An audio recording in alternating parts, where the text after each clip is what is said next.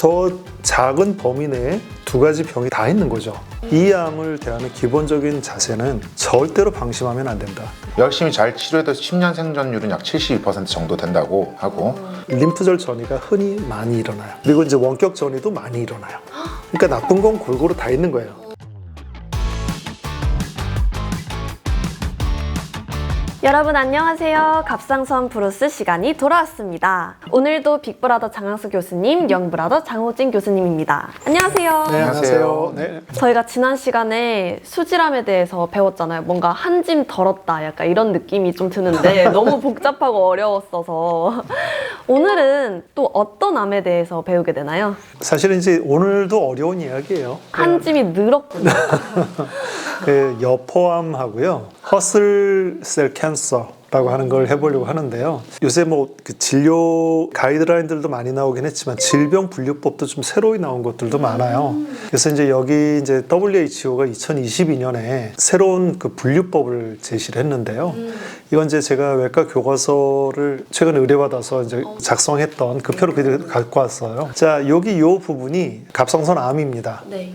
요 밑에 지금 보면 네. 요 네모칸 아래에 그 수질암이 따로 독립되어 있는데요. 네네. 자, 이건 분류가 다르다고 제가 이야기를 했었어요. 자, 이제 그 앞에 있는 부분에서는 갑상선의 고유세포에서 유래한 암들입니다. 이 암들이. 이제 오늘 이야기할 내용은 여기서 follicular carcinoma라고 하는 부분 화살표에, 그 다음에 이제 oncocytic cancer라고 하는 두 가지 암에 대해서 이야기하기로 했습니다.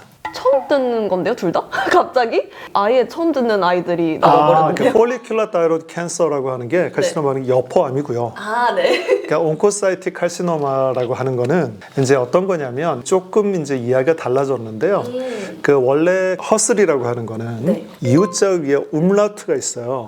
그래서 이제 원어식 발음을 하면 위틀이 돼야 될 거예요. 근데 이제 영어식으로 이제 영어권에서 하니까 허슬 뭐 이런 식으로 발음을 하게 되는데, 이거는 이제 옛날에는 여포암, follicular thyroid cancer의 하나의 서브타입으로 생각을 했어요. 그래서 이제 오늘 같이 다루게 된 겁니다. 네. 자, 이제 WHO 분류법이 이런 식으로 바뀌게 된 이유가 좀 있는데, 그 옛날에는 세포 형태를 보고 분류했다면 요새는 분자 생물학적 특징을 더 우선시해서 그런 특징에 따라서 이제 그 분류하겠다는 건데요. 네. 이 세포들은 특징적으로 좀 빨갛게 보여요. 슬라이드를 만들어 보면 그걸 호산성을 띈다 이렇게 표현해요. 그러니까 염기성을 띠면 좀 보랏빛에 가까운 네. 파란색을 띠게 되고요. 좀 빨간색으로 보이는데 그걸 이제 호산성 세포, 그러니까 oncocytic 셀이라고 합니다. 온코사이틱이란 말 자체가 호산성? 예, 그렇죠. 이건 이제 아주 새로운 이름은 아니고요. 예전에도 그 허슬셀 캔서라는 말과 oncocytic 캔서라는 말이 혼용돼서 사용됐는데, 이제 WHO에서는 허슬이라는 말을 더 이상 사용하지 않고 oncocytic cell cancer라고 이제 하나의 명칭으로 합쳐버린 거죠. 근데 저 갑자기 하시모토 그 갑상선염이 생각나는데 그것도 이름을 따서 만든 거였잖아요. 근데 이분은 자기의 이름이 붙여져 있던 그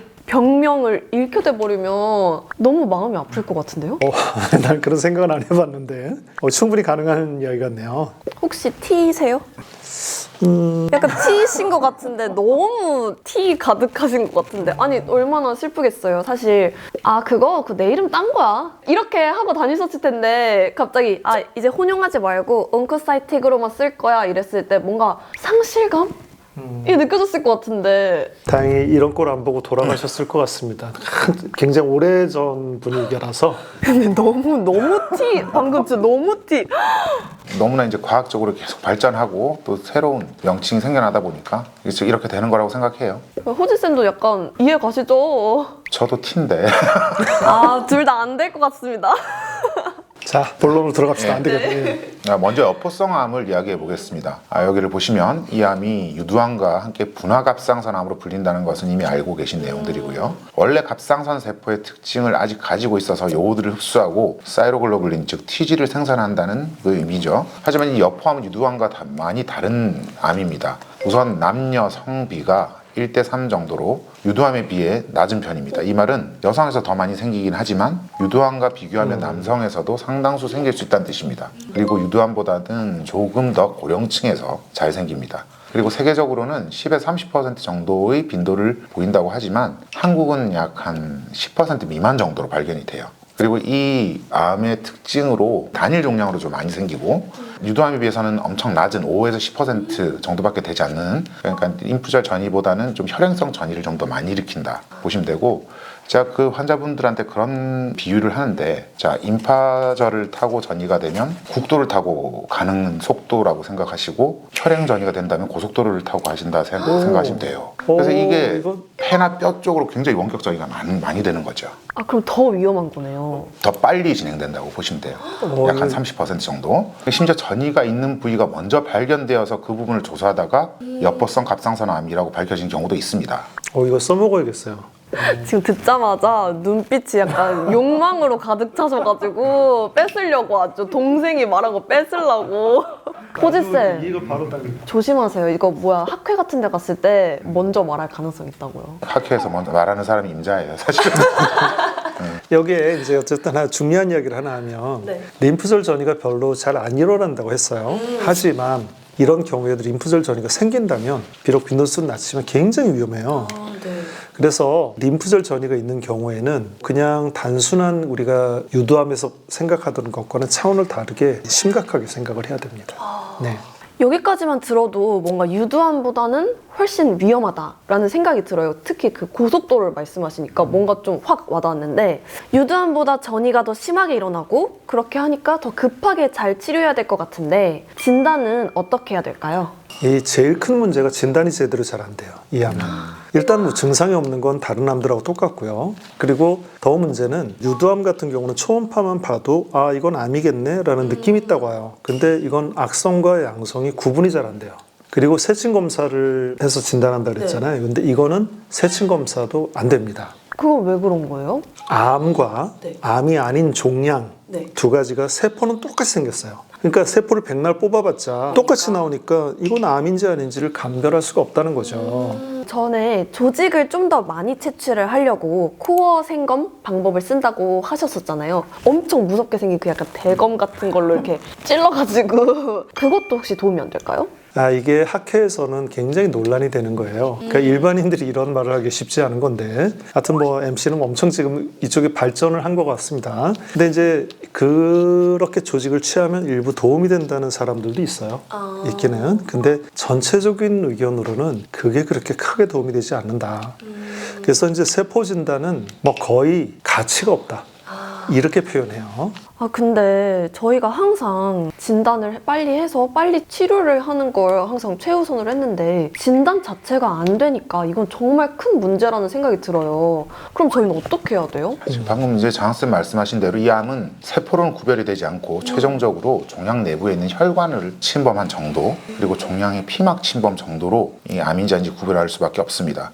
종양 덩어리 전체를 다 살펴서 일일이 이런 침범 부위를 다 찾아야 가능하다는 말이죠. 그렇기 때문에 여포암은 우리가 프로준이라고 하는 동결 절편 검사에서도 진단이 어렵습니다. 그래서 요즘 분자 생물학적 기법을 통해서 진단율을 높이는 이제 연구들이 있긴 하지만 아직 활용이 될 만한 수준은 아니고요. 더구나 이런 검사는 동결 절편 검사 세팅에서는 좀 불가능해요. 이거는 빨리 결과를 얻어야 되는데 그런 세팅에서는 불가능한 것이 현실입니다. 그리고 더 큰 문제가 하나 있는데, 이 암은 처음부터 암으로 생기는 것이 아닙니다. 이게 이제 부채살을 펼친 것처럼 나타난다고 생각하면 되는데, 하나의 스펙트럼과 같다는 거죠. 처음엔 이 부위에 있는 종들처럼 여포 종양으로 생겼다가 이게 시간이 지나면 최종 포인트가 이제 여기 보이는 여포암으로 발견되는 거죠. 그럼 이 중간에 어정쩡한 부위는 뭐라고 해야 하나?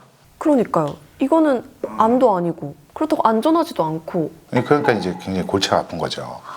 그럼 이런 환자분들은, 그러니까 말하자면 피막 침범이 될 때까지 그 뭔가 암을 키워가야 되는 거예요? 아니면 어떻게 해야 되는 그래서 거예요? 저희는 이제 이런 표현을 주로 쓰는데요. 암이 아니라고 나왔을 때는 자신이 어디에 있는지 잘 알지 못한다고, 여기 있는 거라면 아주 좋겠는데 자신의 위치가 뭐 여기일지 그래도 괜찮은데 혹시 암 바로 직전이라면 이건 이제 이 얘기가 틀려지는 거죠. 그건 이제 아무도 모르는 상황이라는 거예요. 그래서 여포성 종양은 비록 암이 아니라고 나왔을 때도 수술을 권유를 좀 하는 편이죠. 그 여포 종양 환자들이 저한테 많이 오시는데 그냥 고주파 치료를 하면 안 되나요? 라는 질문 많이 하세요. 절대 안 됩니다. 이거는 이게 어떻게 변할지 모르는 상태고 현재 어떤 상황인지 모르는 상태에서 고주파로 처치를 한다면 치료가 되는 게 아니라 이건 이제 결국 다른 쪽에 어디선가 뭔가 잘하고 있는데 우리가 모르고 그냥 지나치는 거예요. 그래서 수술 후에도 한참 동안 양성 종양일지라도 암 수준의 관리를 해요. 저 같은 경우에는 적어도 2년 이상은 아주 타이트하게 봅니다.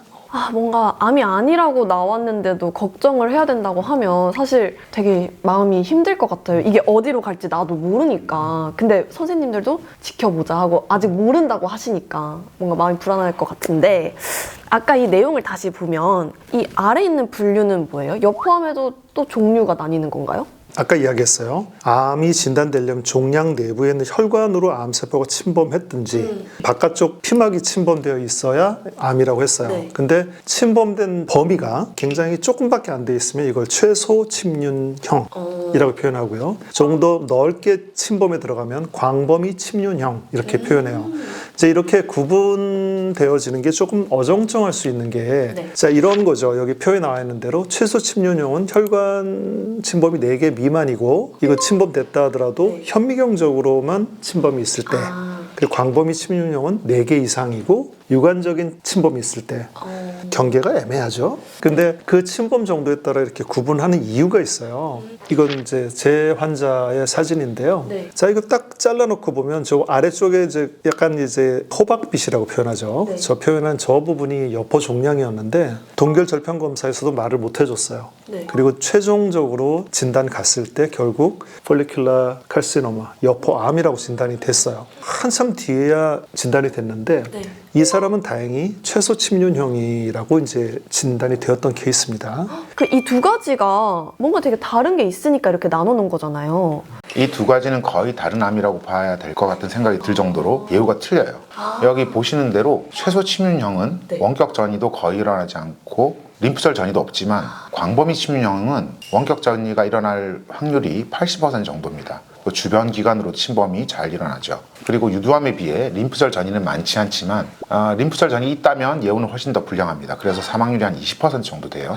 그에 비해 최소 침륜형은 적절하게 잘 수술하고 치료만 한다면 거의 유두암 정도의 생존율을 확보할 수 있습니다.